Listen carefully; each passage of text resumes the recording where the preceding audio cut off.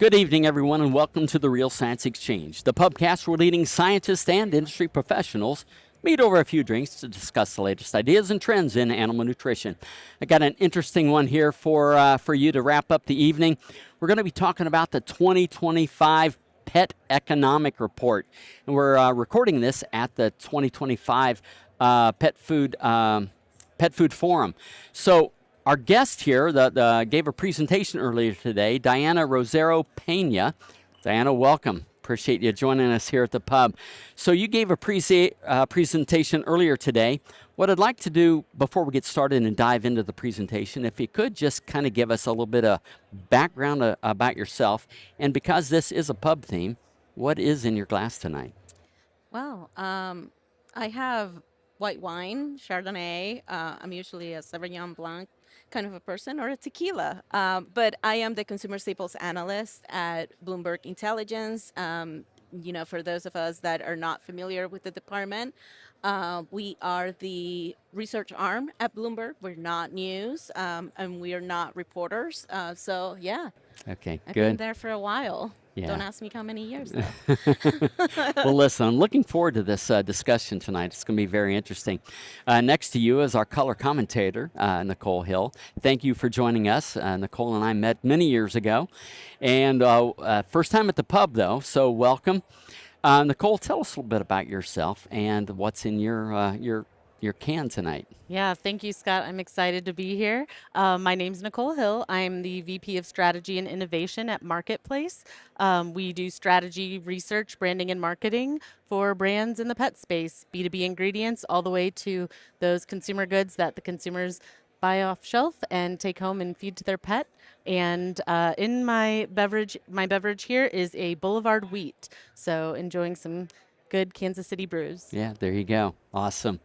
And next to you is going to be the co-host for this evening, Jeremy Painter. Jeremy, welcome. First time to the pub. It is. So, Scott. yeah. I mean, I've been to many pubs in my life, but the first time at your First pub. one in this So, one. yeah. Good. Well, it's glad to have you, and this will not be the last time. We'll find a way to get you here again. Jeremy, a new employee at Balchem. Glad to have you on board. Tell us about yourself and what's in your can tonight. Yeah, thanks, Scott, and looking forward to this discussion. So, I'm actually an economist by education, so it's always kind of fun to meet with analysts and economists as well. So, but grew up on a farm in Missouri, actually about 2 hours away from here. So, beef cattle farm, and I work for Balchem as the vice president of global commercial operations, which is a fancy way of saying I look after the sales team, really. So, I'm drinking a good Missouri beer as well here. I grew up on this stuff here, Boulevard Wheat, and looking forward to the conversation and the discussion. Yeah, So, absolutely. It's going to be a fun one. And Diane? what's in your drink? Oh, with my, all I really know, it is a Cabernet. I have no idea what vintage or what, but it is at a convention center wine kind of a thing. So it's pretty good. it kind of looks like it's in a shot glass, Scott. So I don't know. I think It's you in a get down that- plastic glass, Yeah, so how fancy can it be? that's right. No, it's tasty. It's not a bourbon. We will have to talk to our friends at the Pet Food Forum about getting bourbon for next year, but we'll cross that bridge when we come to it. Diana, really looking forward to the conversation tonight. So, as a starting point, give us kind of an overview of the presentation you gave, kind of an outline. Kind of give us some themes that we might want to cover during the discussion.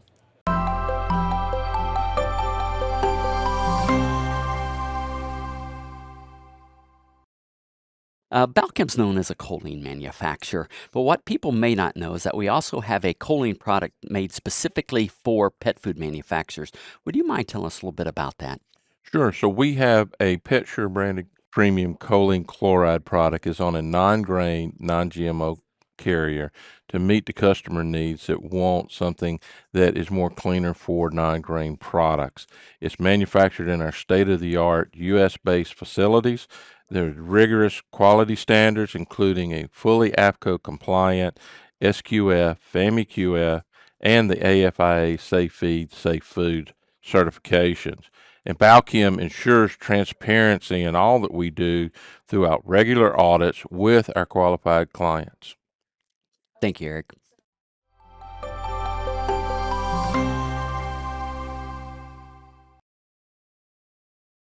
Yeah, basically we think that the pet industry globally is going to probably reach about $500 billion by the end of the decade, compared to $380 billion that it is now. The U.S. is going to remain the biggest region at 40% of the market, and it's probably going to reach $200 billion compared to 150 that is currently. What's the calculated CAGR on that? It's 36, 35, it's the Excellent. mid 30s. Yeah. And what were some of the key points that you guys talked about that you presented to the audience there today? Yes. So healthcare, we think that it is going to be the one of the biggest drivers for the pet economy over the next 5 years. Shorter term, we also do a Just survey. real quick, when you talk about healthcare, we're talking about physically taking an animal to the veterinary and what takes place there. Yes, we also do. We are talking about diagnostics. We also do pharma.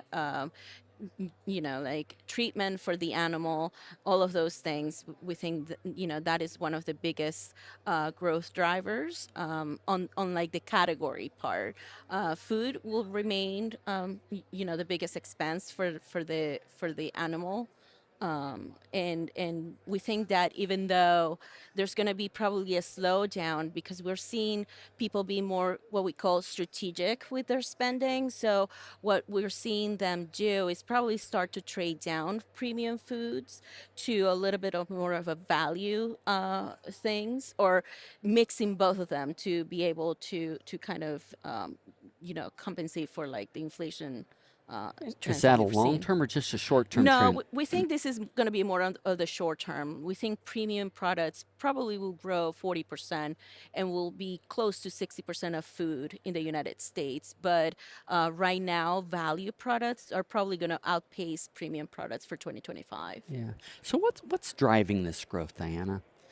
Well, I think there's a few things. The humanization of pets is definitely a very, very strong one. We think that the U.S. is going to lead the pack and continue to lead the pack. We're seeing humanization of pets in other parts of the globe.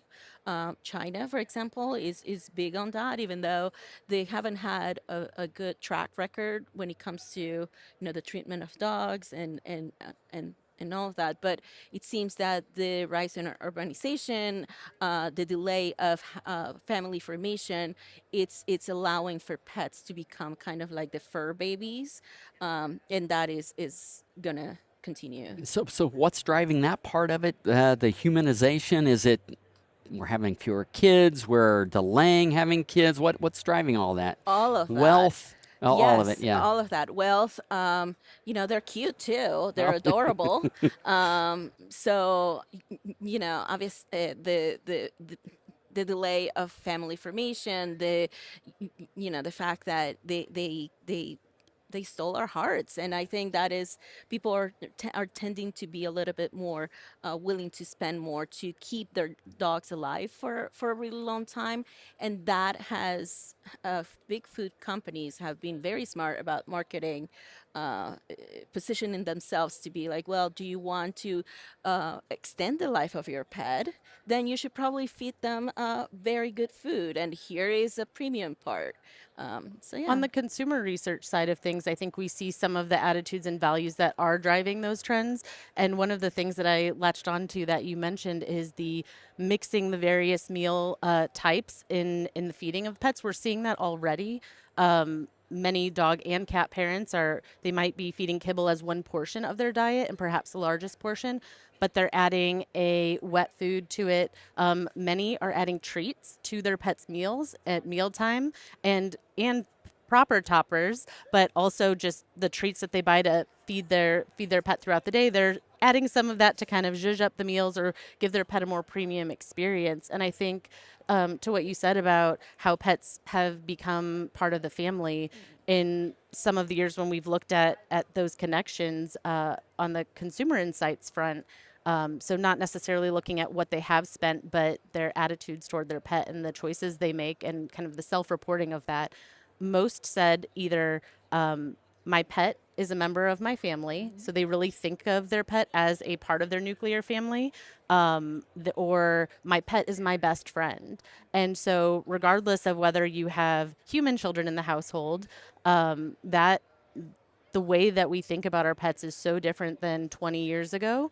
Even 10 years ago, when I would say the humanization trend really took hold, but we're now seeing it reach into other areas, even in the ingredient space. When we look at the ingredients people want in their own supplements and their own nutrition, they are associating the positive correlation they have with that in their own nutrition, in their own diets, as something then their pet would benefit from as well. And I think that's really, a key part of how that's reflected in their purchase decisions. And when you talk about, when budgets get tight, pet is one of the last things to get reduced or cut. People are more likely to reduce their own expenditures on healthcare, on their own healthcare, than to trade down in pet.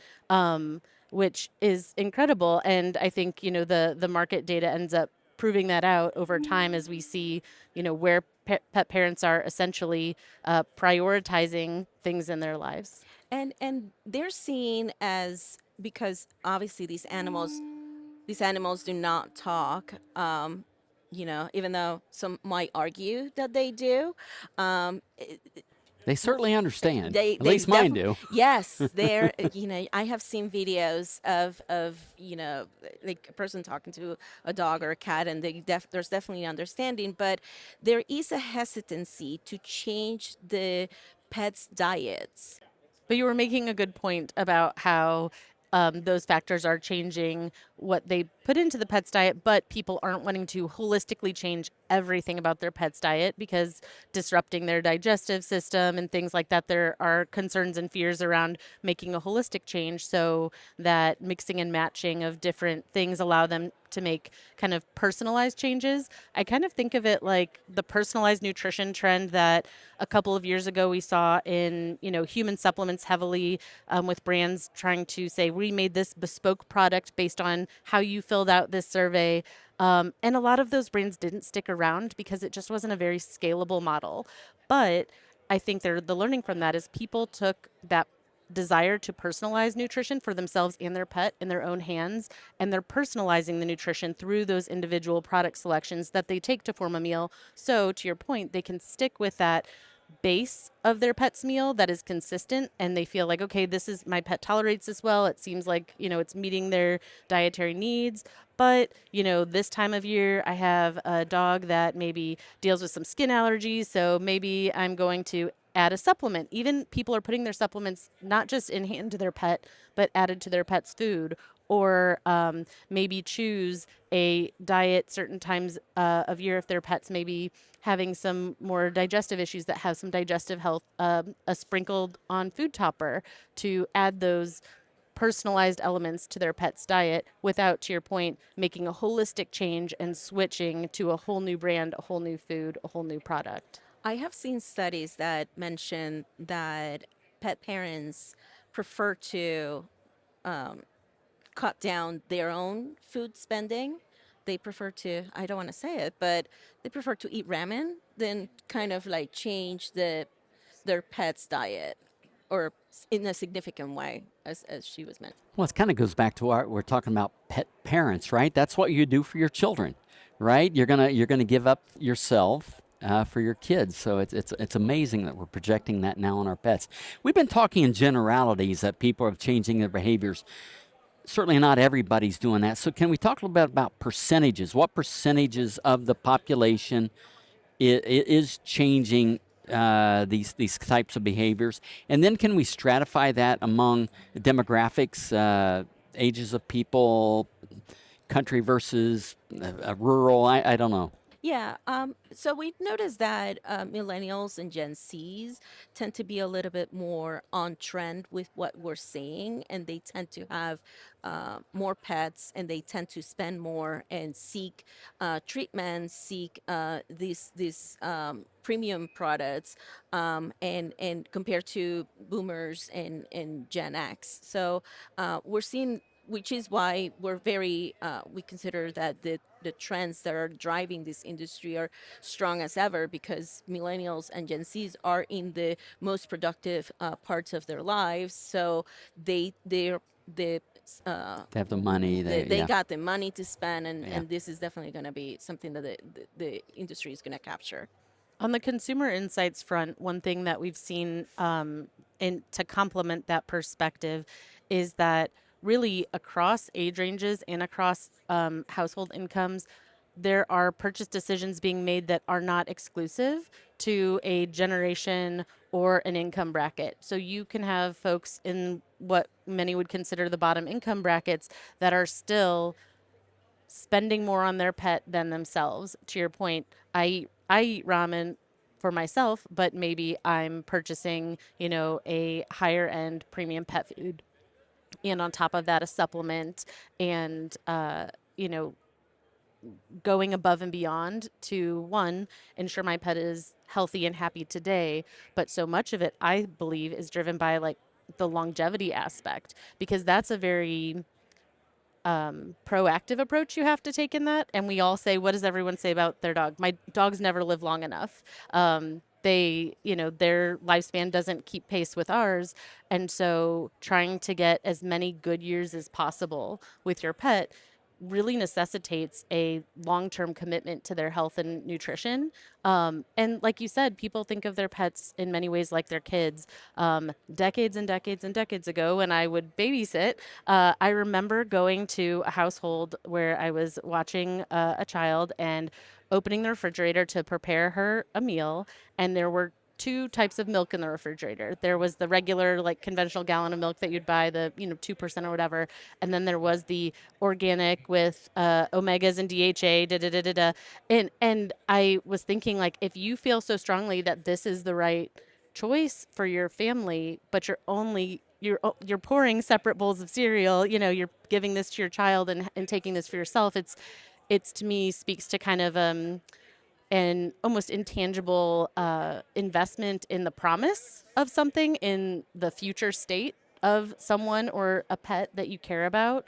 And I think that is one of those less tangible qualities that really motivate some of those purchase decisions. Another thing that we notice is that human pet food tends to follow the trends of human food. So 10, 15 years ago, organic has been making inroads in the business, and not necessarily in terms of one by one on like organic pet food, but more better ingredients, a better understanding of the ingredients that go into the food, more investigation, more research is done on like the type of brands and how sustainable and how the ingredients will affect the dog. One of the things that we have seen, though, is that snacks do not follow that trend.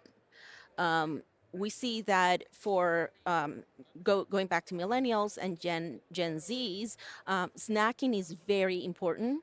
For very popular for those generations, For um, themselves. for themselves, Yeah. human grade, because there's that perception that there's some health attributions to those snacks, so there can be some displacement of meals. So we have seen that millennials and Gen Zs, the younger generations, I mean, not millennials that much, but they seem to skip some meals to be in lieu of snacks.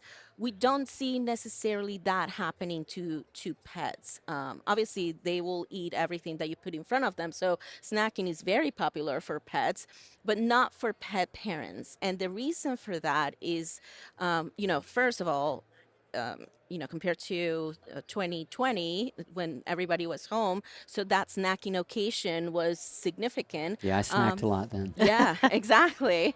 So now it's obviously people are not as home as much as they used to. There's that return to office efforts that are being that have been happening. People are being more social. So that snacking occasion for the pet has diminished.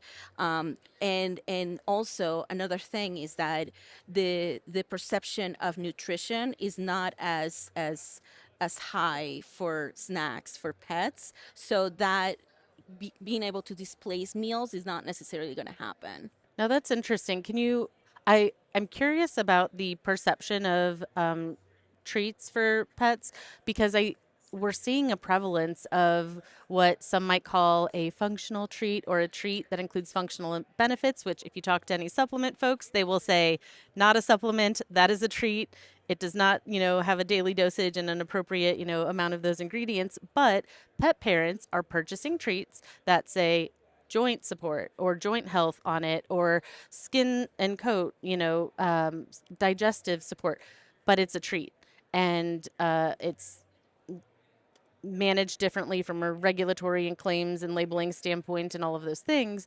But from a pet parent standpoint, even if you tell them a treat is not a supplement, which of the following supplements supplement formats or shapes or types, are you most likely to prefer for your pet? Second to soft chews, it's a treat made with ingredients that promote health benefits for my pet. And so I think there is that intention of that. Now, there's the treats that are positioned that way, which again, there's some disagreement between supplement centered folks and treat folks that incorporate nutraceuticals in terms of what they each offer, because it's a very different product. But from a pet parent standpoint, they're saying, okay, I'm already going to give my dog treats. Why not upgrade what I'm giving them so that I'm giving them not just, a little soft and chewy treat to make them wag their tail or, cat pitter patter toward me on the floor at the end of the day when I get home, but also to get that much closer to the benefits that I want them to have for that longer, healthier, happier life so that they can make it up the stairs, so that they can go on those long walks with me, so that they can, jump up on the bed or the couch. And we're seeing so much of those lifestyle experiences that people have with their pets really inform the decisions that they're making about their nutrition and their pet care. And I think that distinguishing aspect you mentioned at the beginning about, okay, you're anticipating higher spending on all things related to healthcare with veterinary visits and things like that. One of the things we've noticed in the past is when there are times of economic uncertainty and belt tightening in the pet space, you'll notice a slightly higher inclination toward proactive management.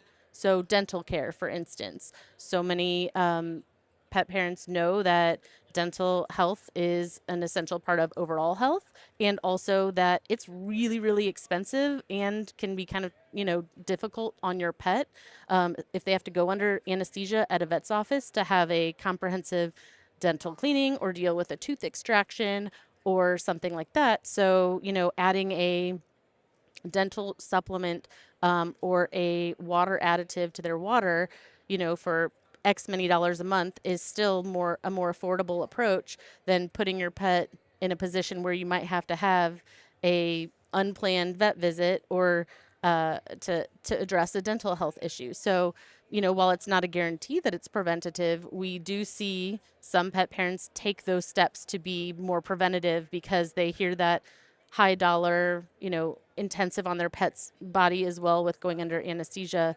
approach to dental health in the vet office. If they can avoid that and just keep their vet visits to those, annual well visits, they try to go that route where they can.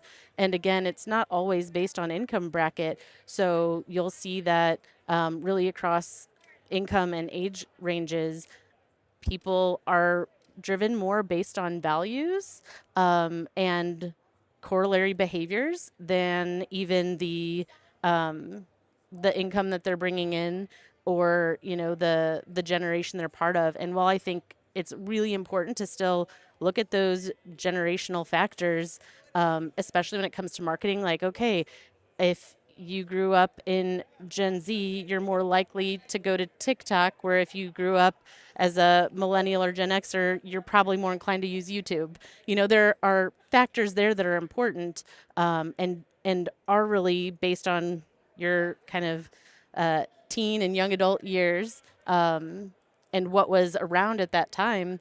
And so social media, especially with how rapidly that's evolved, you'll see distinctions. But when it comes to those pet purchases, you'll find it is different. You mentioned, Scott, earlier, urban and suburban lifestyles. I just gave a presentation on novel proteins, and we found in some of the consumer research that people who live in urban areas were more likely to consider a pet food made with cultivated meat than people who lived in suburban areas, which I thought was kind of interesting. Huh. So That is all of those interesting. drivers can really shape different things, and it might be how sustainably minded are you? It might be how much do you trust science and clinical validation? There are a lot of those factors that go into shaping those product decisions. Well, and I think one of the trends we're seeing from a commercial perspective as well is we're getting more requests. We're working on more projects where the pet food company, the treat company specifically is requesting human grade nutrients, ingredients, vitamins, etc. So we have several projects we're doing right now that, these products are 100% human grade. So in theory, you could go buy these off the shelf at Kroger or Albertsons or whatnot, and you could eat it. It's all, 100% approved for human consumption. So it really seems like, again, just to the points and the trends you're making, like this is going to accelerate, right? And it's back to this humanization of pets, which I think is really fascinating, right? And from a, I think an industry perspective, that presents unique margin opportunities, innovation opportunities, right? For us to, think about the pet as a human, really, in many ways. So It is. And one of the things that I think is really interesting about the humanization of pets trend is it, to date, has kind of gone one way. So there have been some products that are dog treats that you can take a bite of and your pet can take a bite of and everyone's happy and they taste good, like jerky sticks and things like that. But in so many cases, we want our pets to have human grade nutrition, but we don't want to eat pet grade nutrition, And so I think it's interesting how we want to give our pets things that are more like us. But if you turn that word around, it doesn't always have the same meaning. I wonder, what do you think is the next step of humanization in pets? We've gone through that personalization aspect and it's not really scalable in a singular product, or it hasn't been to date. So that mixing and matching that's happening, that people personalize their own nutrition and their macros and things like that with tracking their nutrition. And I know we're seeing some technology in the pet space where people can report even on, their pet's digestive health by taking pictures and sending them, into the company that they're purchasing, some of the fresh pet foods from. So what are your thoughts in terms of the next steps in that humanization trend? So one of the things that I learned here is that there is Ollie. It's a company that actually you can send them your pet's waste, and they analyze the Yes, they analyze the waste and they recommend a diet especially for your dog. So that is like part of the personalization. I think, we will probably see more of the trends that are driving humans to get into to spill over into pet food as well. One of the things that we have noticed, and maybe this is not completely related to pet food, is discretionary hard goods. It seems that it's a good profitable part of the business that you have Gucci, you have like really great brands, luxury brands that are moving into the pet sector. And if you have if you want a vest for your dog, or you want a collar made of like, I don't know, from like Gucci, then that is, you can actually buy, which is, I mean, there's like $1,000 like balls as well. So Yeah, I mean, but that says something of, when we make choices about the brands we purchase from and the apparel we wear and how obvious the labels we wear are. If someone, wants to, if we see that pet as like an extension of us, as a member of our family, then what we put them in, says something about us. It's just like, a friend of mine is a high pointer. So he's trying to get to the high point in every state, does a lot of hiking with his dog. And, so the packs that the dog wears are, to carry things to support that endeavor. And I think that when you look at a dog that wears a service vest, it's a service dog. When you meet a dog that maybe has a Louis Vuitton or Gucci collar on, maybe that says something, about that dog or the family that it comes from. My dog's wearing Carhartts. Exactly, exactly. But I mean that does translate, and when you think of the uh, apparel segment and in dog and cat, certainly from a global standpoint, we see that even more in Asia than we do in the U.S. But in the U.S., it continues to seem to be a growing market. Absolutely. And it seems that everybody wants to get in on the action. Obviously, I had a slide that showed big food companies in every single price point for dog and cat food. There's also private label that had some share and some penetration, and there's been a lot of innovation on private label, and I think obviously that is the most profitable part for the retailer. So they see that the pet food economy is growing. It used to grow like 6-7% range. Now we're probably going to think like we're probably normalizing to a 5% over the next 5% annually CAGR over the next 5 years. But they see as like one of the most profitable parts of the store. Even fresh pet is significant. There's a lot of velocity that it's giving them a lot of profitability for the retailers. So how did this big bump during the pandemic, right? When we talked about pandemic puppies, right? And you had all these people that were home. They bought all these pets. A lot of these were first-time pet owners. So I would guess we had this big condensed like surge in, new pet ownership. Like how does that play out? Because those pets are, what, 5 years old now, which is kind of crazy to believe, right? So how does that translate as they turn into like middle-aged pets and, those people that maybe were first-time pet owners, do you guys expect that they'll repeat? How does that like big condensation of demand effectively, translate out in the industry long Yeah. term? So back in 2020, usually the pet population grows like in the low mid single digits. And we were seeing in 2020 like close to 9-10% growth for the pet population in the United States. Obviously, that was a significant bump for food. It's starting to, obviously these pets are growing, so their food demands are increasing, so that's a tailwind for the industry.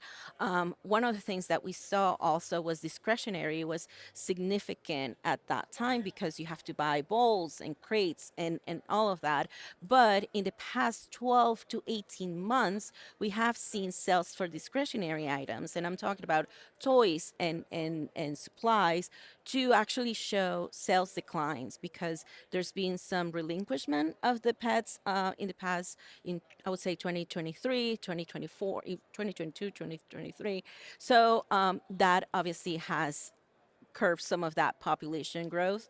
And obviously, you don't necessarily need, bowls and crates, but we're starting to see, and that is one of in our survey that we did in February of this year, that we interviewed 650 pet owners in the United States, and that was one of the main, like, I was really impressed with. There seems to be an inflection point that consumers are starting to increase spending in toys and supplies as well as grooming. And that tells me a couple of things. One is the replacement cycle of all the crates and the bowls that were acquired during the pandemic. They broke, or the needs of the pets have changed because these animals grew, as well as a normalization in that pet population. So, which is why when we say we expect the pet population to normalize in the low to mid single digits, that is one of like our first main point that we reference. Yeah. Great conversation, guys. I I don't see a natural stopping point, except we are getting close to the bottom of my glass. But is there, as we get ready to wrap up, any big items, Diana, that we've not discussed yet that you presented during your presentation? I would say, e-commerce continues to be a significant driver. The respondents in our survey, 30% of our respondents said that they purchase items from e-commerce, and the main players of that is Amazon and Chewy. Chewy has lost a little bit of a share in terms of that of the response, well, to Walmart, to Petco, and PetSmart, but it's still very. I mean, it's 70% of e-commerce is between the two, Amazon and Chewy. So we think that obviously that is a very significant player. Both of them are significant players, but we have seen that people seem to be a little bit more comfortable with e-commerce. Also, that it seems that they're already into um, what like it's habitual, the purchase, and you don't really want to carry like the bag, like the 10 20 pound bag. So it's easier if it comes in, like comes to your door. So we noticed that 30% of the respondents said that they're purchasing e-commerce compared to 23% back in 2023. So that is a significant It's shift. that Chewy auto ship. That's why I have 3 months worth of cat food sitting in Yes. my, 80% in of my their revenue cabinet. is out You auto need to buy ship, more so- cats. I know. So, how much forward-looking data or analysis or projections do you put into your reports? So we have started this report back 3 years ago, but we'll go all the way through 2030. Okay. Yeah. And so, what are the big trends? What's coming? What's coming? Well, I think we're going to see normalization of a lot of the categories, discretionary. We're going to see there's going to be a normalization in food. We're probably going to see a little bit of a slowdown in terms of, like I mentioned, from 67 back in 2020 to 5% in 2025. Premium will probably lose a little bit of that cadence. Still, like I mentioned, 40% over the next 5 years, but in 2025, they're probably going to grow around 5%. And then you have the value products that are probably going to outpace that. And it's because, of all the things that we were mentioning. Yeah. Great conversation, guys. This has been awesome. It's been a great one to end the day on. Diana, you've been a great guest. What I'd like for you guys to do is just kind of as we wrap up here, come up with one or two things, key takeaways for yourself, or that you think the audience needs to know about the conversation we had or the presentation you gave, Diana. And Jeremy, if you don't start or don't mind, I'd like to start with you being the co-host down there. A couple things you'd like to share with the audience.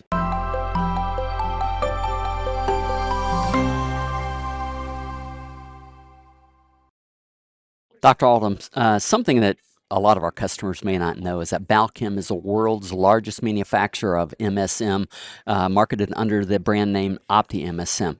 Just tell us a little bit about that and how it's being used in the pet food industry. Scott, MSM, or methylsulfonomethane, is a sulfur compound that has been used for decades in animal supplements, primarily with equine, canine, and to some degree within the feline supplements. In fact, the original company was the first member of NASE, or the National Animal Supplement Council. So this is manufactured in the U.S. with one of our proprietary processes in distillation and resulting in a 99.9% purity. So we have focused on safety, quality, and ensuring that you get the best product. And with decades of use, this is a very trusted brand by veterinarians and pet parents across the world. You know, one of the key things, points you made there is that a lot of the imported products are made by a different process. And I've seen actual pictures of our product compared to a competing product that was imported, and they looked entirely different. Can you talk a little bit about what differences a customer might see if they look at our products under the microscope? We have a proprietary process, so I'm not going into all the specifics, but what you would see if you looked at it in the microscope is we have a prill, and that drives off all of the moisture that is in that particular product through the distillation process. A lot of the materials on the international market is through crystallization, and within the crystallization process, you can trap impurities such as heavy metals or other types of components or water within those inclusions or within those crystals. By using our methodology of distillation and creating a prill, you're able to ensure the correct temperature at distillation and maintain that temperature and get rid of all of these other components that may be in the process. OptiMSM, 99% pure. Thanks, Eric. All right.